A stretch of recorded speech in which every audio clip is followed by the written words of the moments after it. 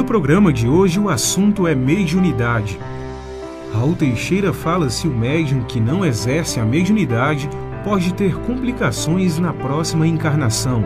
Samuel Magalhães esclarece qual é a diferença entre psicografia e psicofonia. E Divaldo Franco responde como conciliar mediunidade e família.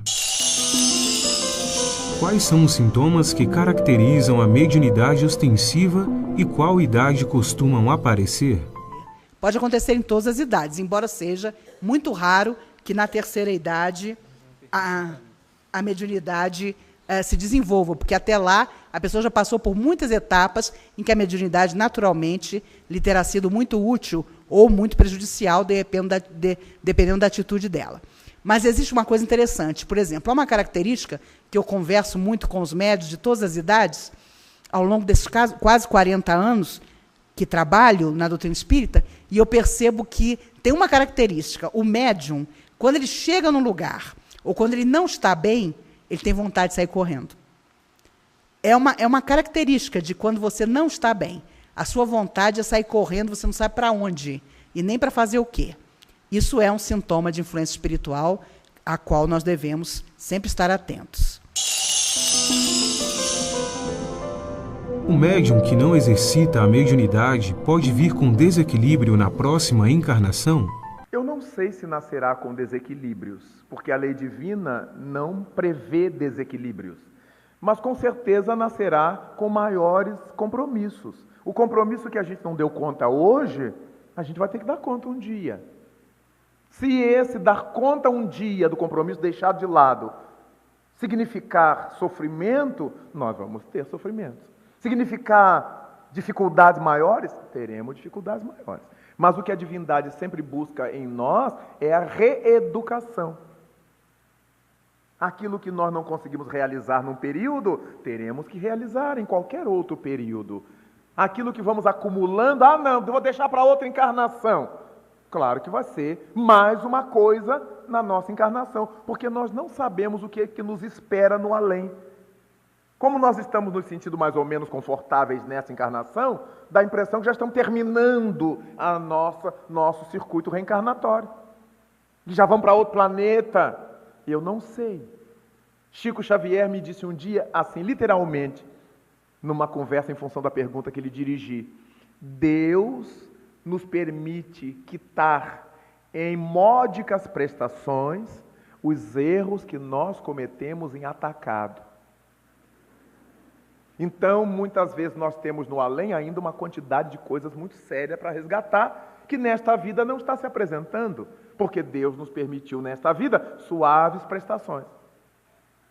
O trabalho no bem, no centro espírita, um marido complicado, uma mulher complicada, um filho complicado, um pai complicado, e a gente toreando essas situações para angariar forças. E há aqueles que vêm com hanseníase, aqueles que vêm com paralisias, com distúrbios psiquiátricos, com distúrbios neurológicos. Então há aqueles que vêm com outras coisas que não podem fugir, porque estão enraizadas no seu corpo, na sua mente, no seu cérebro. Mas há outras situações que são psicossociais. A dificuldade com a família, com o marido, com uma mulher, com o filho, como lhes disse, com o irmão, com o pai, com a mãe. Então é óbvio que todos os deveres que nós postergarmos, eles terão que ser cumpridos um dia. Como é que nós vamos estar? Não sei.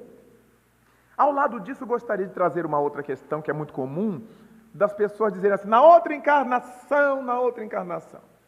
Alguns religiosos dizem que nós, os espíritas, somos muito acomodados, porque jogamos tudo para outra encarnação. E alguns são, de fato, acomodados. E um dia, eu perguntando sobre isso ao benfeitor Camilo, ele escreveu da seguinte maneira: existe um grande engano quando as pessoas pensam dessa forma no meio espírita ou em qualquer outro meio. Porque é verdade que nós vamos reencarnar, todos nós. Só que quando a pessoa diz, na próxima reencarnação eu dou conta disso, ela está imaginando que vai reencarnar da próxima vez no mesmo contexto, com a mesma família, com os mesmos amigos, na mesma cidade, e ela vai continuar o que parou, o que ela não fez. O que ocorre é que a gente pode reencarnar no porvir com lesões que hoje a gente não tem. com lesões sociais que a gente hoje não tem. Posso reencarnar numa família de criaturas religiosas ortodoxas de tal maneira que prefiram me ver morto a se envolver com o espiritismo. Eu posso reencarnar num país onde espiritismo seja coisa do demônio e vá de encontro à cultura religiosa ali vigorante. Imaginemos nós reencarnarmos, ansiosos por encontrar o espiritismo, num país como a China, hoje, onde não se fala disso. Num país árabe, onde não se fala disso. Imaginemos reencarnar num país árabe como mulher, tendo que vestir a burca até, da cabeça até os pés, e sem ter liberdade de dizer o que eu vou fazer, para onde eu vou, sem ter essa liberdade de ir e vir. Imaginemos eu reencarnar com uma esquizofrenia, e que eu não tenha segurança de estar tranquilo nos lugares. Sei. Então, é verdade que nós vamos reencarnar, mas onde? Quando? Como? Com quem? Quando a gente pensar nisto, vai aproveitar todos os momentinhos desta encarnação para sair daqui com maior soma de méritos possíveis. Por quanto tempo um médium recebe mensagens imperfeitas até desenvolver completamente a psicografia? Não há um tempo determinado, mas é natural que, à medida que ele vai treinando, ele vai melhorando. Se por acaso ele continua riscando o papel, fazendo círculos, ele deve suspender imediatamente. O espírito, ao tomar do mecanismo que proporciona a psicografia, a princípio inspira o médium a escrever, mediunidade consciente. Depois, à medida que ele está consciente e vai escrevendo, o fenômeno se torna mais rápido, mediunidade semiconsciente. E, por fim, quando ele escreve sem ter conhecimento, mediunidade inconsciente ou sonambúlica. Desta forma, o exercício deve parar, se não está dando os resultados que seriam de esperar, depois de algumas tentativas que são válidas, mas não através de um tempo que possa ser medido.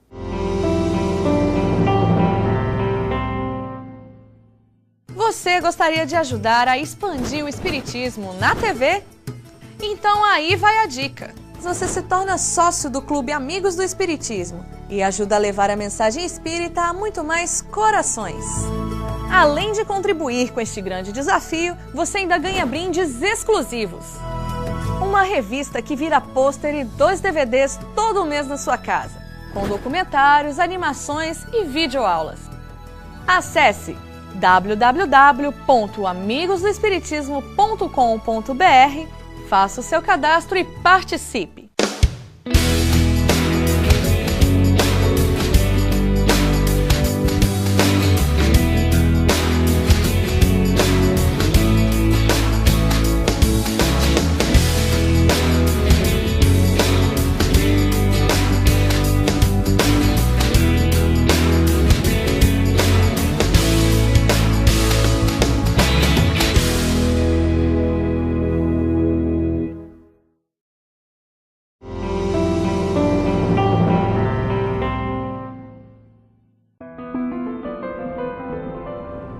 Uma percepção muito forte pode ser mediunidade?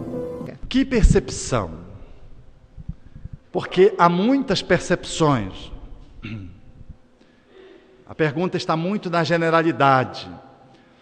Há os médiuns impressionáveis, que Kardec define como a mediunidade onde eu capto a presença de um espírito sem vê-lo, sem ouvi-lo, sem psicofonizar, sem psicografar.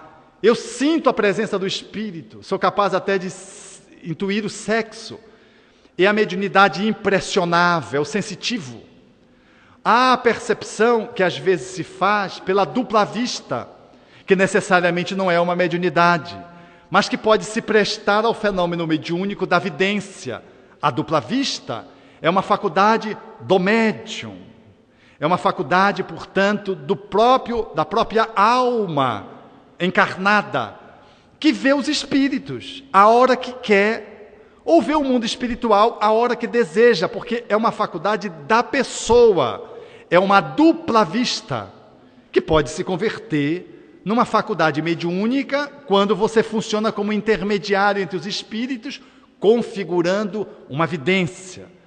A percepção, essa sensibilidade para captar o mundo espiritual, portanto, ela pode estar a serviço da mediunidade, quando a pessoa lucidamente consegue lidar com a sua faculdade anímica de uma forma adequada e, quando educado, consegue estabelecer-se como ponte entre os espíritos e o mundo corpóreo, valendo-se dessa percepção, que pode ser a dupla vista, que pode ser a percepção dos espíritos de uma forma mais genérica, que pode ser outras formas e modalidades de sensibilidade que o espírito do médium detenha, a despeito disto ser anímico, da própria alma do médium, ou ter um tom mais de natureza mediúnica, da interferência dos espíritos.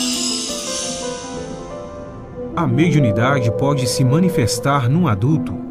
A mediunidade pode se manifestar em qualquer quadra da vida: infância, adolescência, mocidade, maturidade, madureza e ancianidade. Como o Divaldo colocou aqui no seminário dele, foi ontem, naturalmente que algumas mediunidades podem surgir, podem eclodir numa pessoa já bastante madura. Durante a vida inteira não há nenhum tipo de ocorrência, e às vezes nos últimos 2 anos de vida, 3 anos de vida, 5 anos de vida, eclode uma faculdade mediúnica exuberante, potente. As razões dessa eclosão residem no mundo espiritual. Às vezes é um chamamento, às vezes é um despertamento da pessoa, ou é um prêmio que o mundo espiritual confere ao servidor justo, que semeou a vida inteira a esperança de um dia ter um intercâmbio ostensível com o mais além. E nos seus últimos anos de permanência no corpo, o alto, por misericórdia, concede a esta pessoa a bênção de um intercâmbio mais ostensível, dissipando dúvidas, mostrando àquela pessoa que ela sempre esteve assistido às ocultas pelos bons espíritos e agora de maneira mais ostensiva por estas mesmas entidades que se apresentam. A questão dele ter uma vida ou não, nobre, digna ou não, é muito relativa, porque sendo a mediunidade de natureza técnica, ela independe do moral. Então há pessoas depravadas, há pessoas taradas, que são médiuns, e há pessoas nobres, de caráter diamantino, sem percepção mediúnica. A moral do médium, sua conduta, elegerá as companhias espirituais que o assistem e dirá da assistência que ele tem para o trabalho que ele realiza. Então, muitas vezes o indivíduo que teve uma vida caracterizada por alguns abusos, por algumas leviandades, depois de alguma experiência luminosa, como diria Carlos Gustav Jung, modifica o caráter. E ao modificar o caráter, a maneira de se conduzir, atrai a atenção dos bons espíritos, que podem passar a assisti-lo agora numa mediunidade que emerge das sombras do inconsciente. Se o indivíduo mantém uma conduta indigna, uma conduta venal, uma conduta depravada, naturalmente que a mediunidade também pode eclodir nele, porque as circunstâncias são técnicas, a sua eclosão é técnica, mas a assistência será de espíritos de igual quilate. E a segurança do exercício da mediunidade em qualquer fase da vida, ela virá de 2 vertentes: um conhecimento teórico sólido. Não basta ler. Aliás, livro espírita não se lê. Livro espírita se estuda. Eu não conheço ninguém que lê dicionário. Dicionário você consulta em casa, você está lá na estante, surge uma palavra que você nunca atentou para o significado, você vai. Quem é que lê livro de arte culinária? Não conheço ninguém que lê livro. A arte culinária você deixa lá na estante. Vem uma visita, um amigo, você hoje vou fazer um prato diferente. Uma buchada, um sarapaté, um mocotó. Você vai e faz. Que beleza! você pega para fazer uma receita diferente, observada a ocasião. O que é que você lê? Revista, jornal, gibi. Isso eu leio, porque todo dia tem. As revistas semanais brasileiras, toda semana tem, sai no domingo. A que você comprou, no domingo perde um certo valor, porque há novos escândalos, há novas notícias a serem lidas. Livro espírita, você pega um livro desse, com 150 anos de confecção dele, parece que foi feito ontem.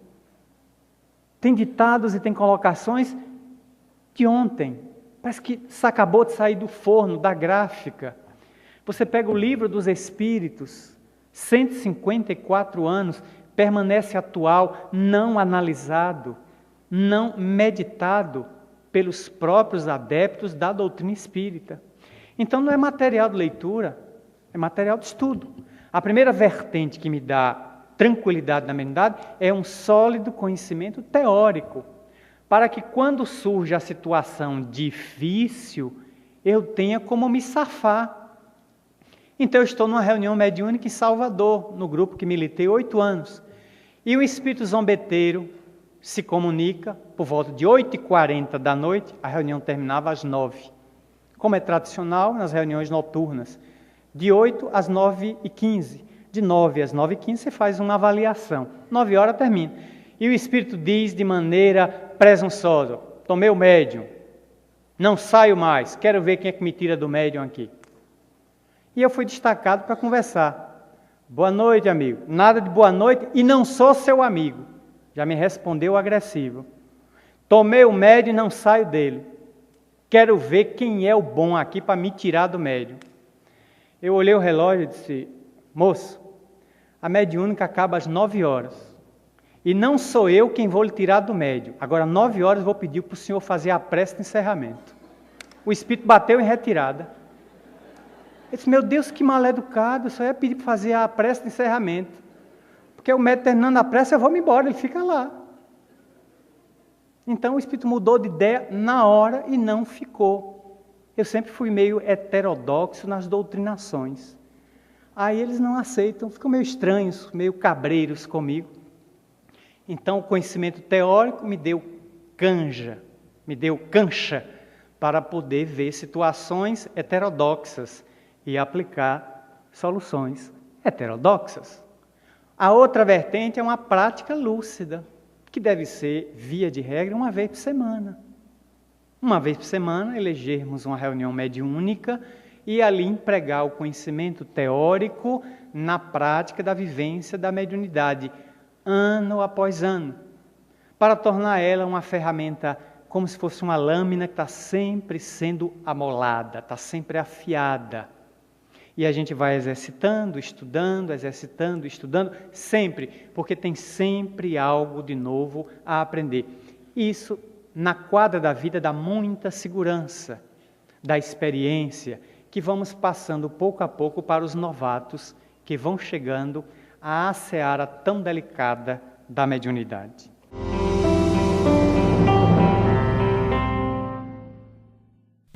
Espiritismo e Ecologia. No livro Espiritismo e Ecologia você vai encontrar as diversas afinidades entre a doutrina espírita e a ciência ecológica. O jornalista André Trigueiro relaciona as duas ciências para defender a biodiversidade, o uso sustentável dos recursos naturais, além da conexão desses postulados com o Espiritismo.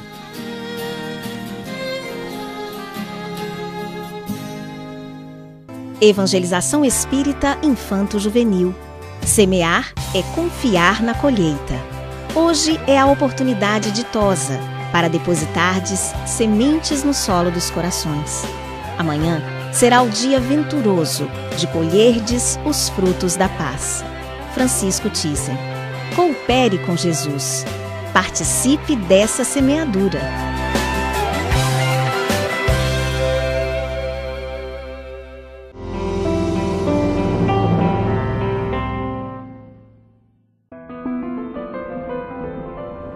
Como consolidar mediunidade e família?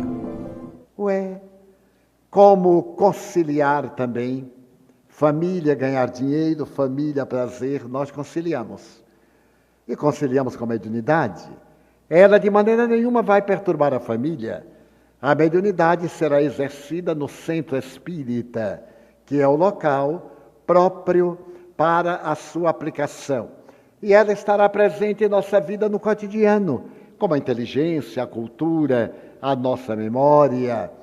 Para tanto, é necessário, claro, estudar a mediunidade, conhecer o livro dos médiuns, educar-se, para se tornar o senhor da mediunidade e não o escravo da mediunidade. Ao longo dos anos, com aquele trio proposto por Emmanuel Chico Xavier, e que é válido para todos nós, disciplina, disciplina e disciplina, nós nos tornamos perfeitamente senhores da faculdade mediúnica. Hoje, e desde já há algum tempo, os fenômenos não me perturbam em absoluto, porque eu consegui, através da observação, do estudo, selecionar a percepção daquilo que era fenômeno mediúnico e daquilo que era da minha personalidade.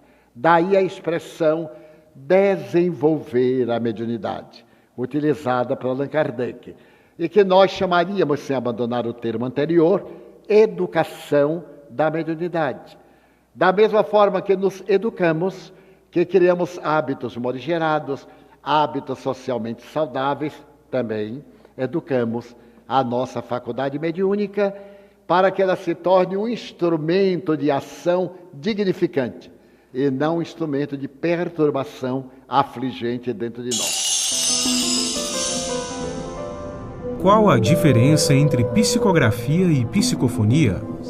A psicografia é a mediunidade da escrita, em que o espírito desencarnado toma do braço do médium e grafa a sua mensagem. Lógico que a psicografia ela se dá em níveis diferentes de acordo com a mediunidade que a pessoa traga.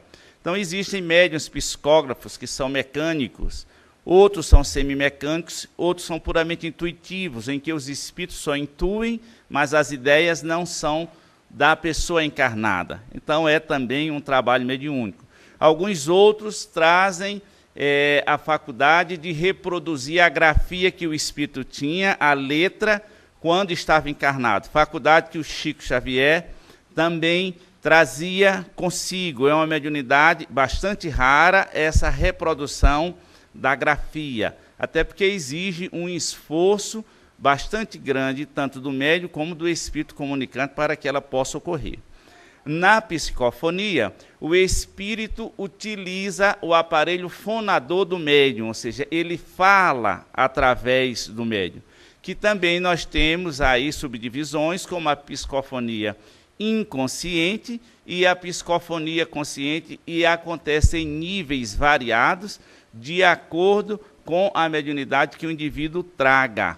Sendo que, nos casos da psicofonia inconsciente, por exemplo, elas são mais apropriadas à questão dos detalhes, para que o espírito possa falar da sua história com mais propriedade, referir nome de familiares, datas, acontecimentos, lugares. Normalmente, tanto na psicofonia como na psicografia, nesses casos, uma é a mecânica e outra é a inconsciente, para que possa haver mais fidedignidade na questão da transmissão dessas informações. São faculdades um tanto quanto raras, não são muitas as pessoas que conseguem chegar a esse nível, embora a psicografia, conforme nos orienta Allan Kardec, é a faculdade mais fácil de ser desenvolvida, ou seja, de ser trabalhada, de ser aprimorada por aquele que a traga já em estado latente.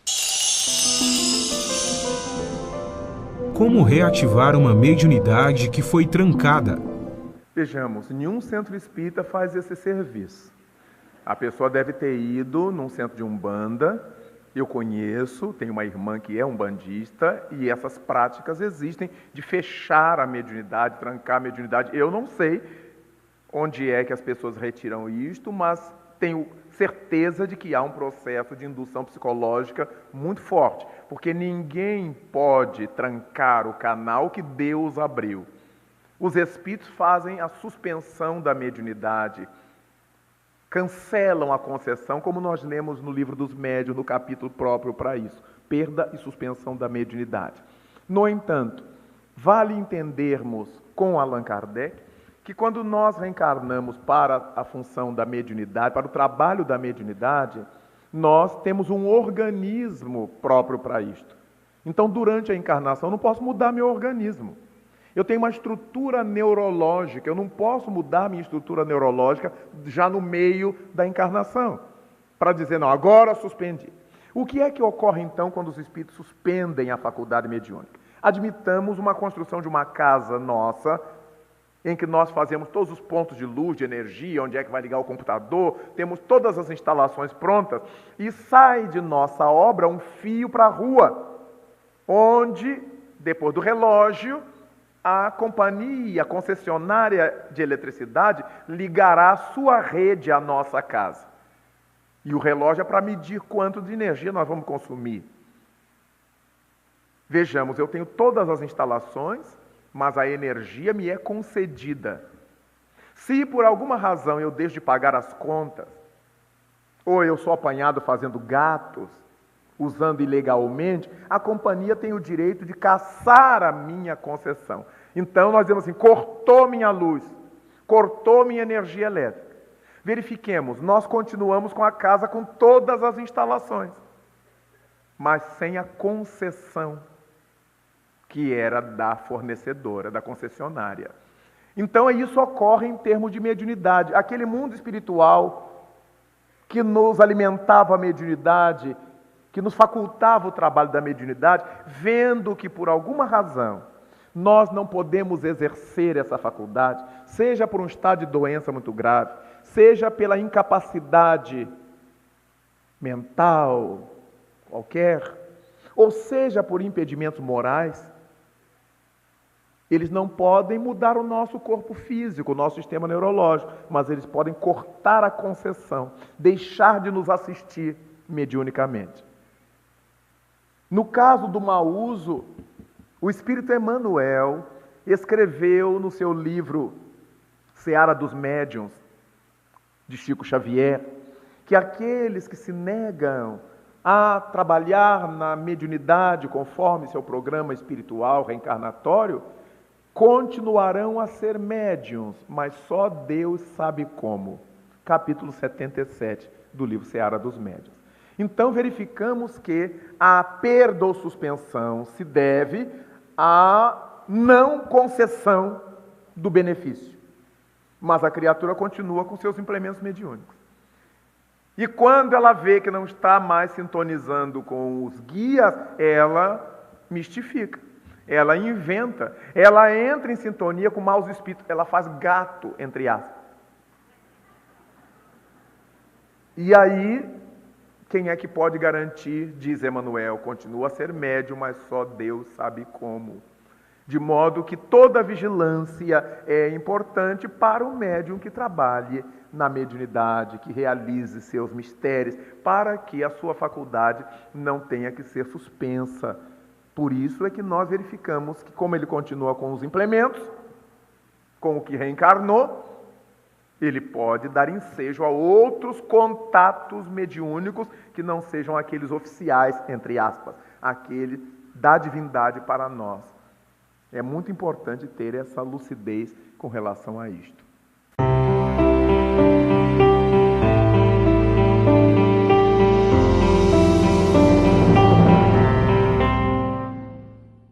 Mas existe uma coisa interessante. Por exemplo, há uma característica que eu converso muito com os médiuns de todas as idades, ao longo desses quase 40 anos que trabalho na doutrina espírita, e eu percebo que tem uma característica. O médium, quando ele chega num lugar, ou quando ele não está bem, ele tem vontade de sair correndo.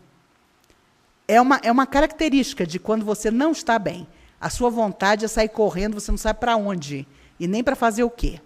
Isso é um sintoma de influência espiritual a qual nós devemos sempre estar atentos. O médium que não exercita a mediunidade pode vir com desequilíbrio na próxima encarnação? Eu não sei se nascerá com desequilíbrios, porque a lei divina não prevê desequilíbrios. Mas com certeza nascerá com maiores compromissos. O compromisso que a gente não deu conta hoje, a gente vai ter que dar conta um dia. Se esse dar conta um dia do compromisso deixado de lado significar, não sei. Ao lado disso, eu gostaria de trazer uma outra questão que é muito comum, das pessoas dizerem assim, na outra encarnação, na outra encarnação. Alguns religiosos dizem que nós, os espíritas, somos muito acomodados, porque jogamos tudo para outra encarnação. E alguns são, de fato, acomodados.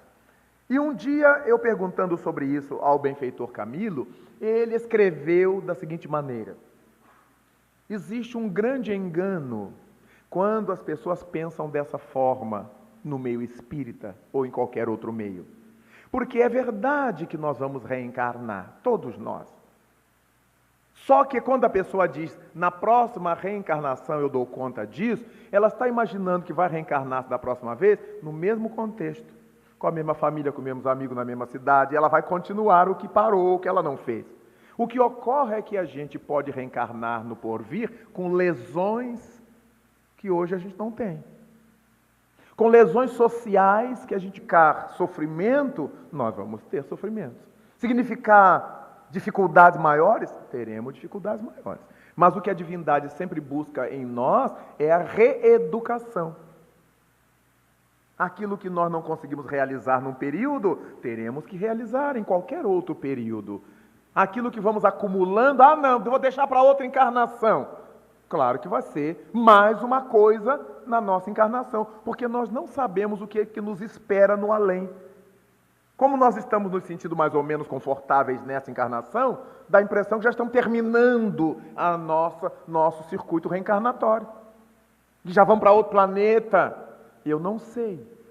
Chico Xavier me disse um dia, assim, literalmente, numa conversa em função da pergunta que lhe dirigi: Deus nos permite quitar em módicas prestações os erros que nós cometemos em atacado.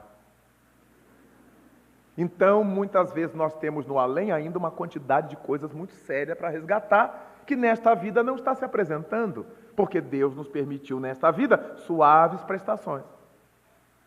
O trabalho no bem, no centro espírita, um marido complicado, uma mulher complicada, um filho complicado, um pai complicado, e a gente toreando essas situações para angariar forças.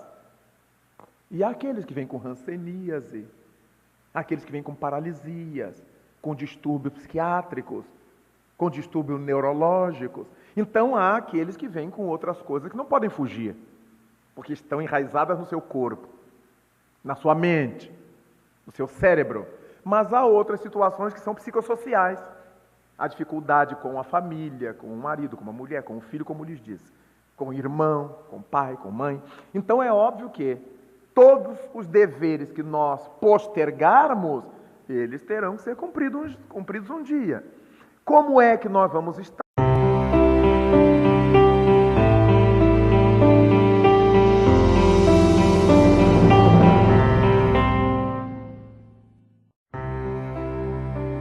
No programa de hoje, o assunto é mediunidade. Raul Teixeira fala se o médium que não exerce a mediunidade pode ter complicações na próxima encarnação. Samuel Magalhães esclarece qual é a diferença entre psicografia e psicofonia. E Divaldo Franco responde como conciliar mediunidade e família.